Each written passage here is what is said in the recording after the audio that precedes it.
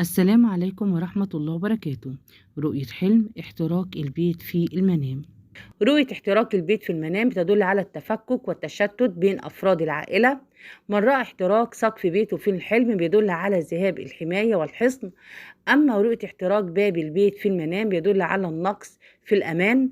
أما إذا رأيت احتراق المطبخ في المنام بيدل على ضياع الأموال والخسارة. من رأى حريق بيته ونجا منه في الحلم بيدل على الحفاظ على العائلة من الضياع. أما رؤية الموت باحتراق البيت في المنام بيدل على الضياع والتفكك.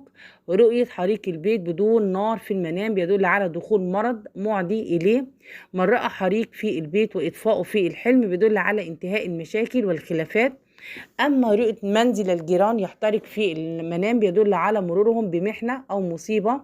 بتشير رؤية البيت محروق في الحلم إلى الخسارة والمشاكل التي تواجه الرائي مع العائلة.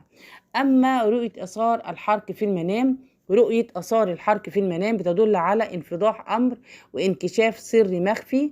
ومن رأى آثار الحرق في يده اليمنى في الحلم بيدل على الذنوب والخطايا. أما رؤية آثار الحرق في اليد اليسرى في المنام بتدل على انكشاف أعماله الفاسدة أمام الآخرين.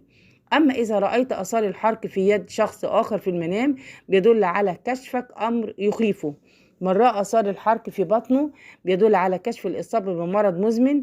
أما رؤية آثار الحرق في الظهر بيدل على الغدر بالآخرين. أما رؤية آثار الحرق في الوجه بيدل على التعرض لفضيحة وانكشاف الستر. من رأى آثار الحرق في وجه شخص آخر في الحلم بيدل على سماع أخبار جديدة. رؤية آثار الحرق في الجسم في المنام بتدل على إخفاء الحزن والتعب. وبتشير رؤية إخفاء آثار الحرق في الجسم في الحلم على إخفاء أمور مهمة.